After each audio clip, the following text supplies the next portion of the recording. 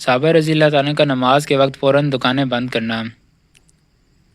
حضرت عبداللہ بن عمر رضی اللہ تعالیٰ نے ایک مرتبہ بازار میں تشریف رکھتے تھے کہ جماعت کا وقت ہو گیا۔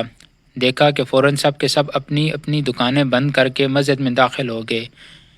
ابن عمر رضی اللہ تعالیٰ فرماتے ہیں کہ انہی لوگوں کی شان میں یہ آیت نازل ہوئی۔ ترجمہ: پوری آیت شریفہ کا یہ ہے کہ ان مسجدوں میں ایسے لوگ صبح اور شام اللہ کی پاکی بیان کرتے ہیں جن کو اللہ کی یاد سے اور بالخصوص نماز پڑھنے اور زکوٰۃ دینے سے نہ خریدنا غفلت میں ڈالتا ہے نہ بیچنا۔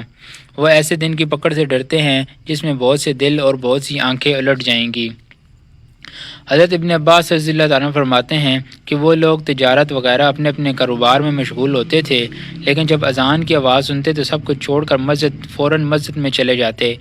ایک جگہ کہتے ہیں، خدا کی قسم یہ لوگ تاجر تھے مگر ان کی تجارت ان کو اللہ کے ذکر سے نہیں روکتی تھی۔ حضرت عبداللہ بن مسعود رضی اللہ تعالیٰ نے ایک مرتبہ بازار میں تشریف رکھتے تھے کہ اذان ہو گئی۔ انہوں نے دیکھا کہ لوگ اپنے اپنے سامان کو چھوڑ کر نماز کی طرف چل دیے۔ ابن مسعود رضی اللہ تعالیٰ نے فرمایا، یہی لوگ ہیں جن کا اللہ شانہ نے اس سے یاد فرمایا۔ ایک حدیث میں حضور صلی اللہ علیہ وسلم کا ارشاد ہے کہ قیامت کے دن جب حق تعالیٰ شانہ تمام دنیا کو ایک جگہ جمع فرمائیں گے تو ارشاد ہوگا، کہاں ہیں وہ لوگ جو خوشی اور رنج دونوں حالتوں میں اللہ کی حمد کرنے والے تھے؟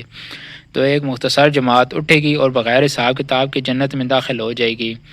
پھر ارشاد ہوگا، کہاں ہیں وہ لوگ جو راتوں میں اپنی خوابگاہ سے دور رہتے اور اپنے رب کو خوف اور رغبت کے ساتھ یاد کرتے تھے؟ تو ایک دوسری مختصر جماعت اٹھے گی اور وہ بھی جنت میں بغیر حساب کتاب کے داخل ہو جائے گی۔ پھر ارشاد ہوگا، کہاں ہیں وہ لوگ جن کو تجارت یا بیچنا اللہ کے ذکر سے نہیں روکتا تھا؟ تو ایک تیسری جماعت مختصر سے کھڑی ہوگی اور جنت میں بغیر حساب داخل ہوگی۔ اس کے بعد بقیہ لوگوں کا حساب شروع ہو جائے گا۔